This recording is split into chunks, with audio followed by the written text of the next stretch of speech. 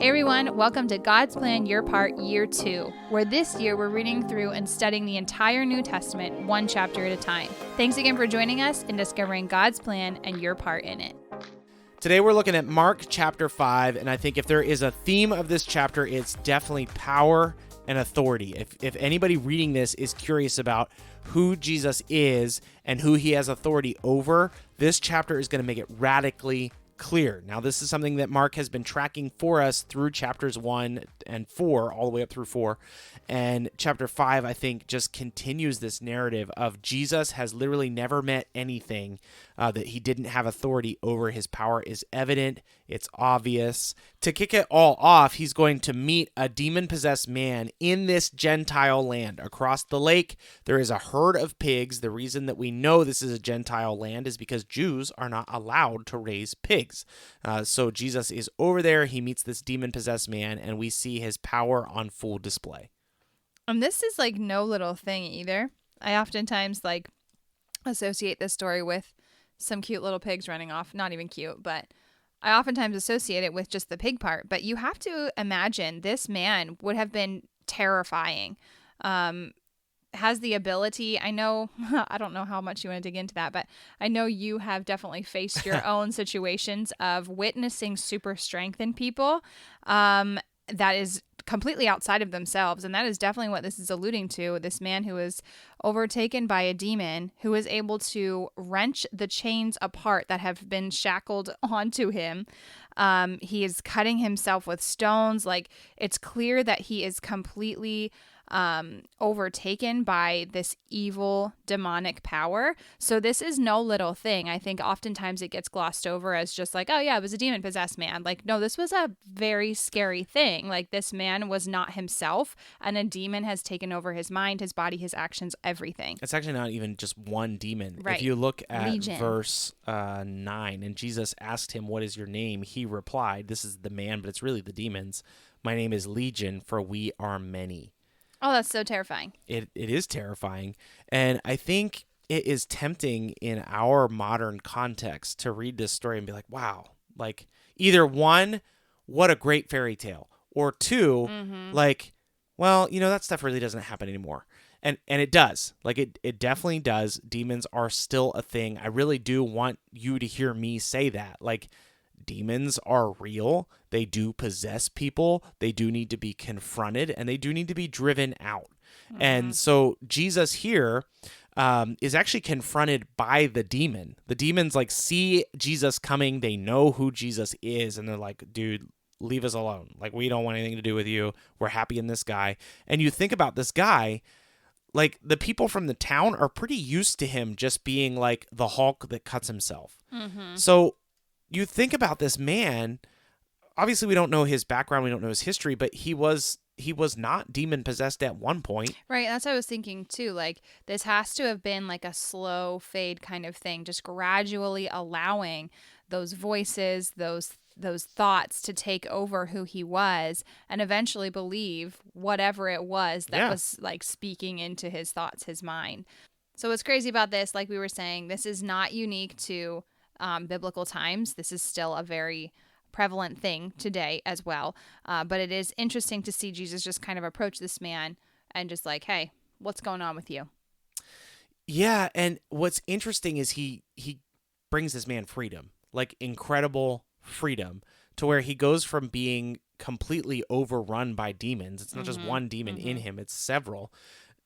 To like where he actually desires to be one of Jesus' disciples. He becomes known as the evangelist of the Decapolis. So the Decapolis is called this because it's the 10 cities. So it's like this collection of Greek cities that are like, there's a lot of people there essentially. And this man goes from being demon-possessed to essentially telling the people about the power of God. And his testimony is super powerful because not only does he proclaim the message, but he lives it out. There is two stories here where Jesus does a miracle here in Mark chapter 5. And in this story, he says, hey, go tell everybody about what you've seen. And it's because it's a Greek audience.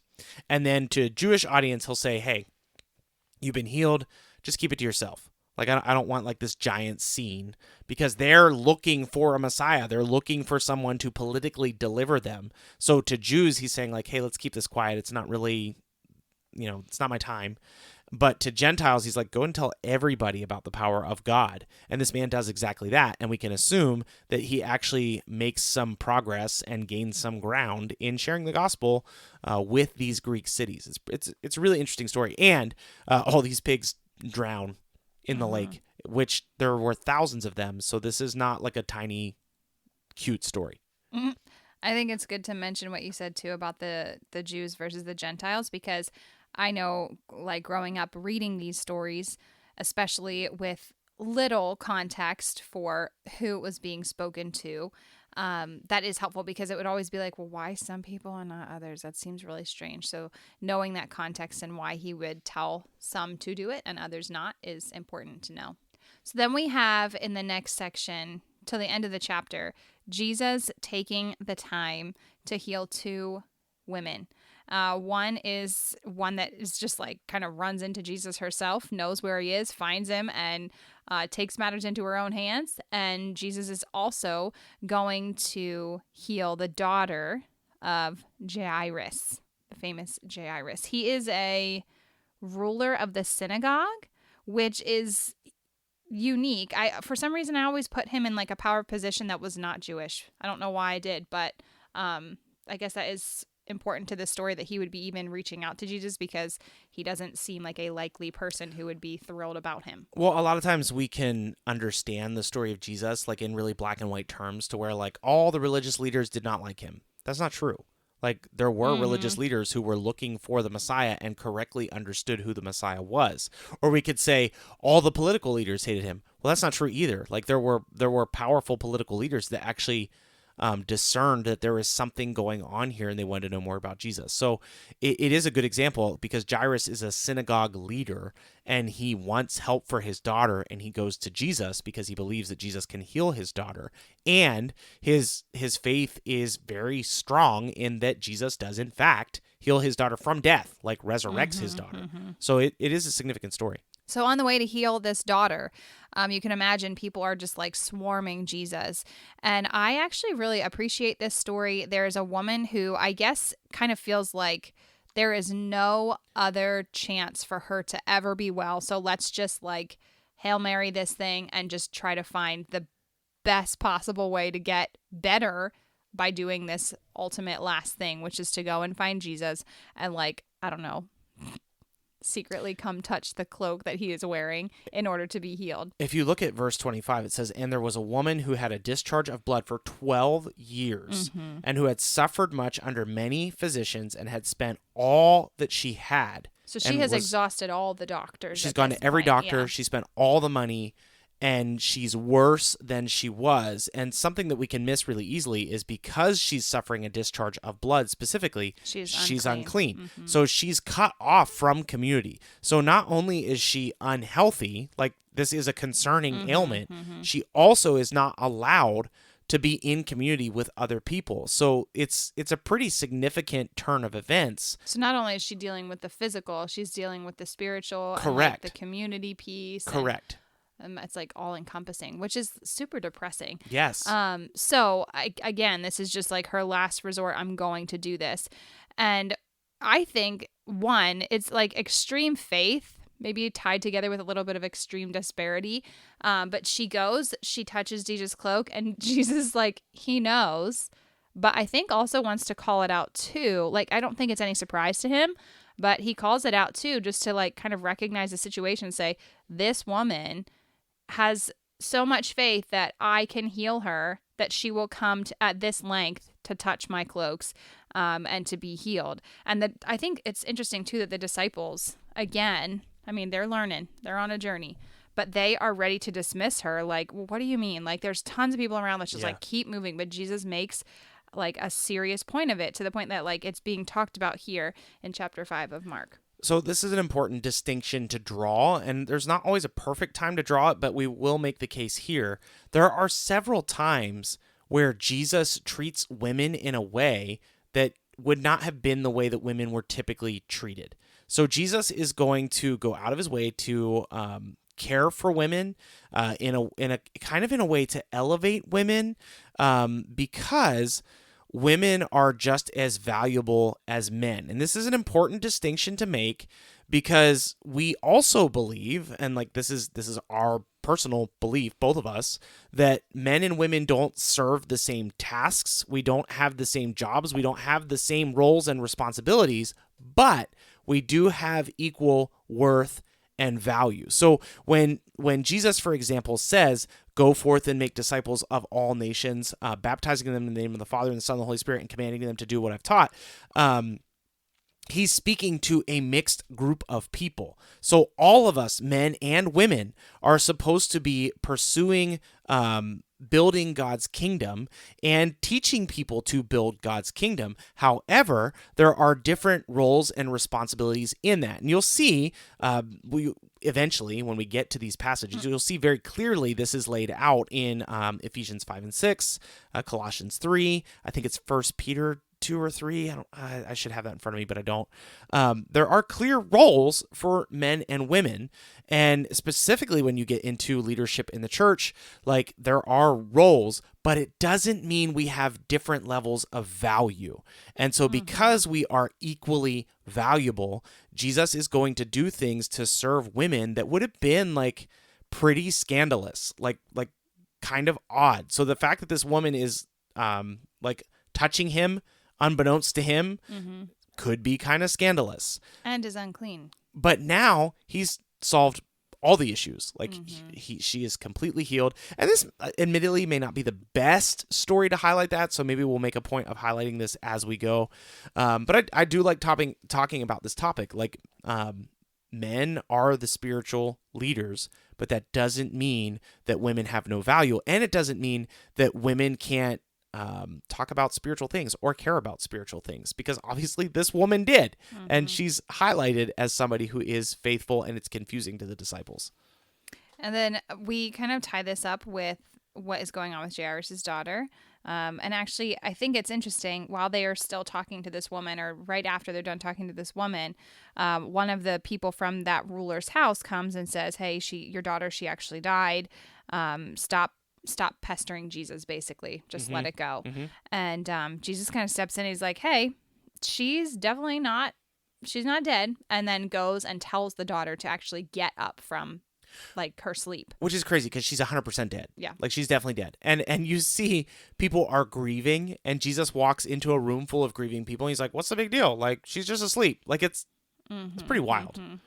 But you can see he takes kind of his inner circle of disciples. He takes this man and his wife, and he literally just like pulls this girl out of death. It's a pretty powerful scene. And again, these people have faith, and Jesus has healed this girl, resurrected this girl because of their faith in his power to do so. This is not something that has ceased. We can have faith in God's power to heal us. Like we can have faith in God's power to move and work among us. It's not something that's stopped, and we'll continue to see stories of where Jesus is healing people, where Jesus is resurrecting people, and then eventually also where the apostles are healing people. So I guess for today, a good year part would probably be, I don't know, for me, I think it's just kind of taking some time, and whether it be in your personal time with devotions, or maybe after you listen to this podcast, if you're praying, taking time to just talk to the Lord, just recognizing God's power and authority that Jesus had while he was here on this earth. I think it's actually pretty incredible. We take a lot of these miracles for granted. We read them over and over again. But when you actually think about being a person in the crowd, witnessing these things happening right in front of you, God allowed his power to be seen through Jesus. Jesus worked these miracles so that we would have proof and evidence of his miraculous power as God in human form. So just recognizing God's power, thanking him for it, and really just reading over and listening to these stories again, and really taking it in for yourself, what he was able to do, and what a cool and amazing God we serve. So take some time to do that today. We'll see you guys back for Mark 6 tomorrow.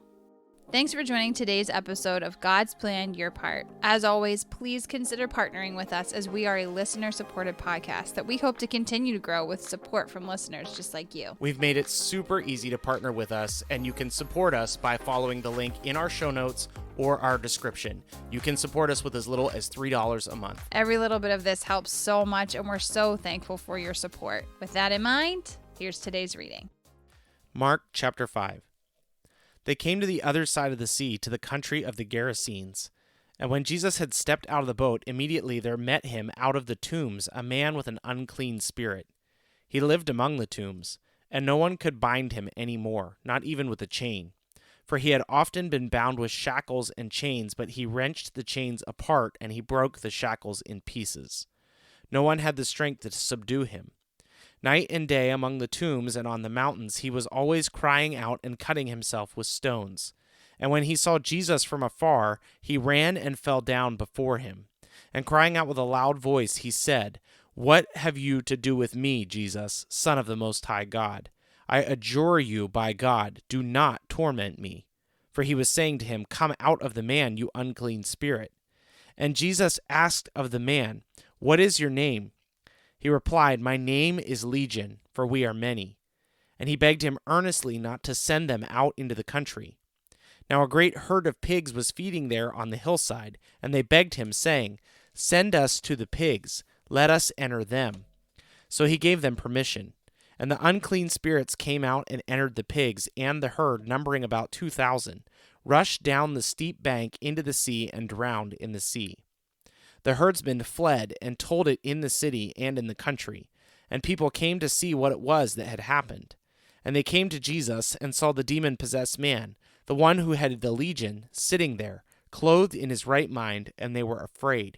And those who had seen it described it to what had happened to the demon-possessed man and to the pigs, and they began to beg Jesus to depart from that region. As he was getting into the boat, the man who had been possessed with demons begged him that he might be with him. And he did not permit him, but said to him, "Go home to your friends, and tell them how much the Lord has done for you, and how he has had mercy on you." And he went away and began to proclaim in the Decapolis how much Jesus had done for him, and everyone marveled. And when Jesus had crossed again in the boat to the other side, a great crowd gathered around him, and he was beside the sea. Then came one of the rulers of the synagogue, Jairus by name, and seeing him he fell at his feet, and implored him earnestly, saying, "My little daughter is at the point of death. Come and lay your hand on her, so that she may be well and alive." And he sent with him. And a great crowd followed him and thronged around him. And there was a woman who had a discharge of blood for 12 years, and who had suffered much under many physicians, and had spent all that she had, and she was no better, but rather grew worse. She had heard the reports about Jesus and came up behind him in the crowd and touched his garment. For she said, "If I touch even his garments, I will be made well." And immediately the flow of blood dried up, and she felt in her body that she was healed of her disease. And Jesus, perceiving in himself that power had gone out from him, immediately turned about in the crowd and said, "Who touched my garments?" And his disciples said to him, "You see the crowd pressing around you, and yet you say, 'Who touched me?'" And he looked around to see who had done it. But the woman, knowing what had happened to her, came in fear and trembling, and fell down before him and told him the whole truth. And he said to her, "Daughter, your faith has made you well. Go in peace and be healed of your disease." While he was still speaking, there came from the ruler's house some who had said, "Your daughter is dead. Why trouble the teacher any further?" But overhearing what they said, Jesus said to the ruler of the synagogue, "Do not fear, only believe." And he allowed no one to follow him except Peter and James and John and the brother of James. And they came to the house of the ruler of the synagogue, and Jesus saw a commotion, people weeping and wailing loudly. And when he had entered, he said to them, "Why are you making a commotion and weeping? The child is not dead, but sleeping." And they laughed at him. But he put them all outside and took the child's father and mother and those who were with him and went in to where the child was. Taking her by the hand, he said to her, "Talitha cumi," which means, "Little girl, I say to you, arise." And immediately the girl got up and began walking, for she was 12 years of age. And they were immediately overcome with amazement, and he strictly charged them that no one should know this, and told them to give her something to eat. Thank you so much for listening to today's episode of God's Plan, Your Part. Don't forget, you can find us on just about every social media platform and YouTube. Let us know what you thought of today's episode, and if you have any questions, go ahead and post them there. You can also reach out to us directly at godsplanyourpart@gmail.com. As always, if you don't have a Bible, or if you'd like to use the one that we use, reach out to us via email and we'll be happy to send one to you. Thanks again for listening. We'll see you again tomorrow.